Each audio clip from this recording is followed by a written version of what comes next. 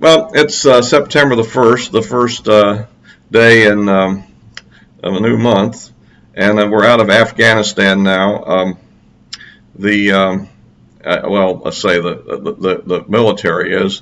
We've left a lot of people behind, obviously. Biden said that 90% were out, and using the earlier number of 7,000, that would leave around 700. I understand they're trying to walk this back today by editing a text of the speech that was released by the White House, but I suspect there's a lot more than that left behind if you count everybody, including apparently nobody's counting the green card holders, which are legally U.S. persons with a right to be in the United States. So, and a lot of these interpreters and so forth who probably will meet a very bad fate if they get captured by the Taliban, and other people of that sort.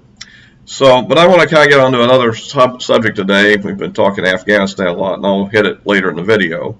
But I mentioned that Texas finally got their voting integrity law passed yesterday, I guess going to the governor to sign. It took a lot of effort and a few compromises, but basically I doubt it's going to have any big effect on the election, actually.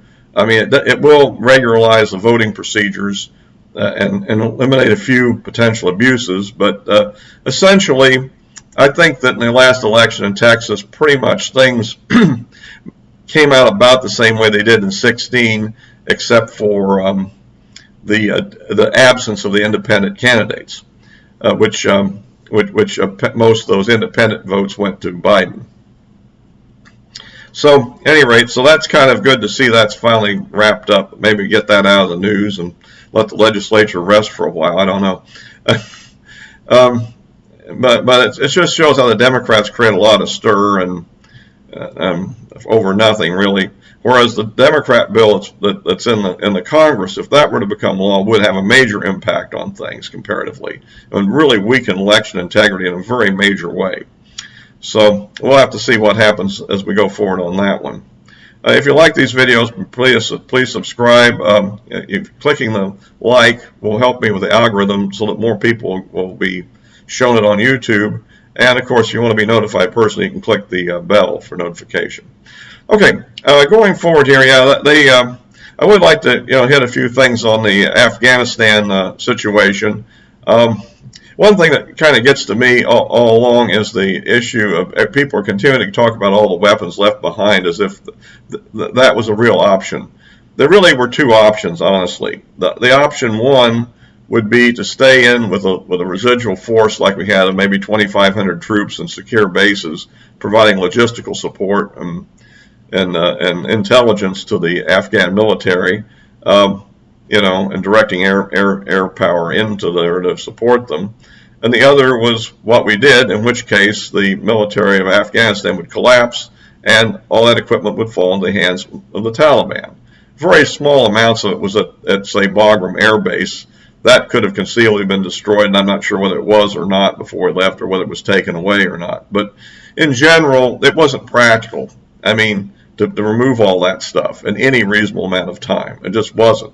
So there's sort of a paradox in the, let's say, my fellow conservative commentators who, on the one hand, think, yes, we should have got out, and also we should have removed all the equipment. Well, that just doesn't work. I mean, how do you go? You go out to various remote provinces and in Afghanistan with a couple of American advisors say, please give me all your equipment. Can I have that rifle back?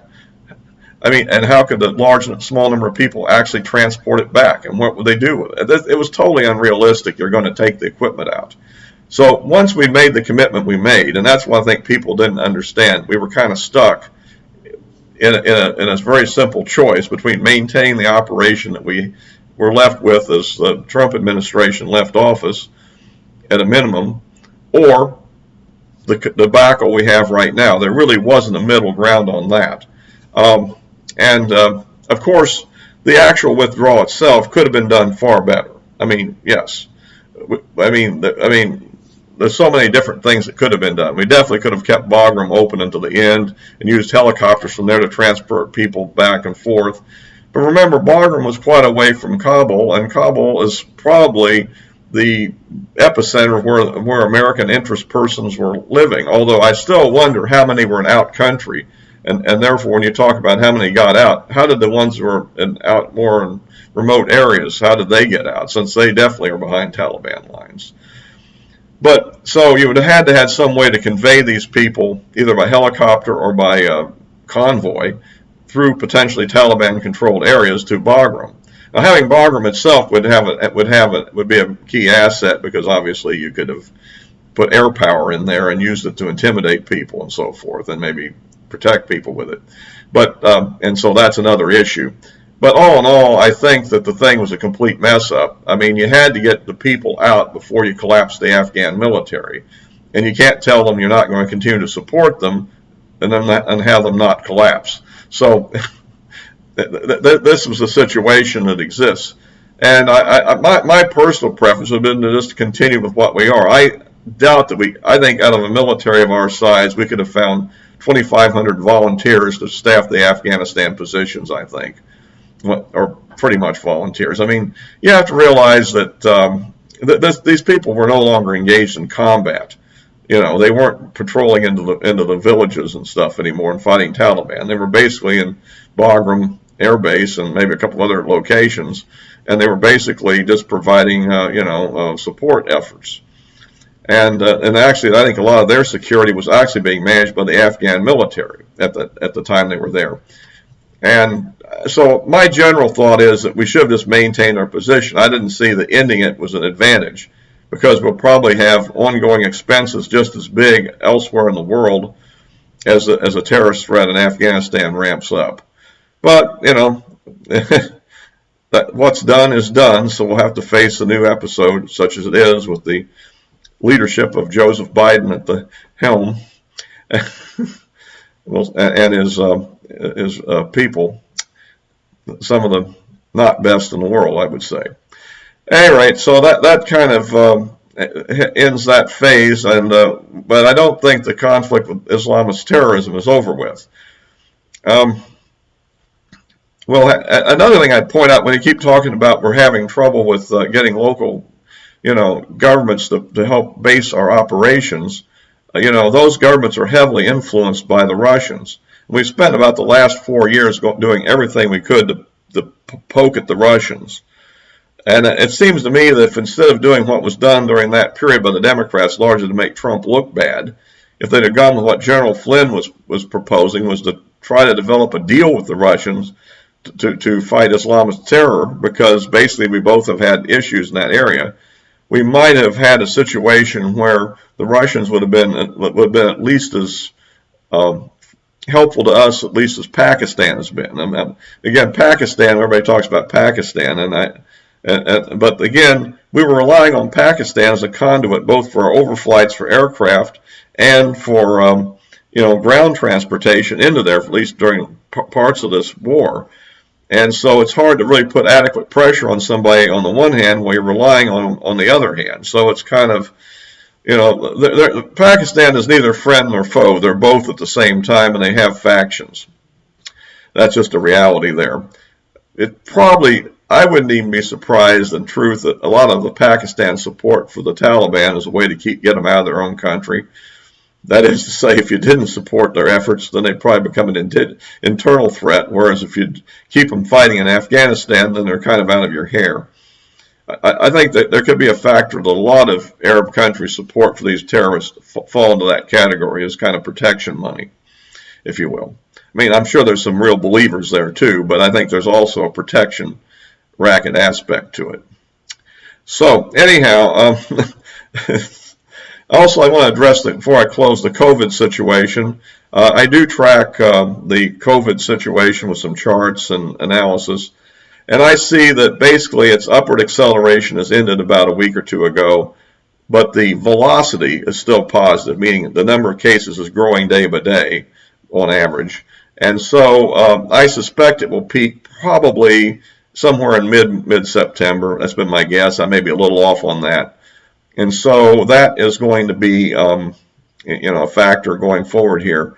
I don't have any charts for you today on that because I haven't set up to present them here on the video, so I have to do something special to create that. But at any rate, that's what I'm seeing right now. Remember that the deaths lag the cases by about 18 days. So you will, you'll still see the consequences of the cases that have already been admitted to the hospital.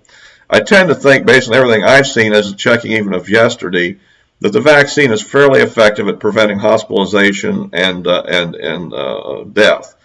I only know of one breakthrough case personally, and that case was a fairly mild one. So, that's a friend of mine. But you are going to have some really bad outcomes, and that could be due to the people who just have fundamentally weak immune systems, or I think to some degree this virus just has some people's number. It's hard to say why. But, you'll see that kind of thing where out of the blue, while most of the people are over 65 that get it, most of them are overweight, most of them have other contributing conditions and so forth. You'll always see the healthy 25-year-old athlete that gets struck down by it for no apparent reason, So, that's, just hard to say. It is a little bit random. But at any rate, I think that it will peak. Now, what we don't know is what happens going into the fall. There is a theory out by let's say Benson. I think it's Benson. I think his name. I've got it wrong, but he's the guy that was banned by Twitter the other day for saying what he had to say. He believes that it may recruit in the wintertime as it moves north, and I'm not going to say whether it will or not. That's hard to tell at this point, but. But I think at least the summer surge is going to wane here in the near term, I think, and we'll have to see how this all plays out. But at any rate, if you want to follow me on social media, I've got the links below, and I'll close this for now.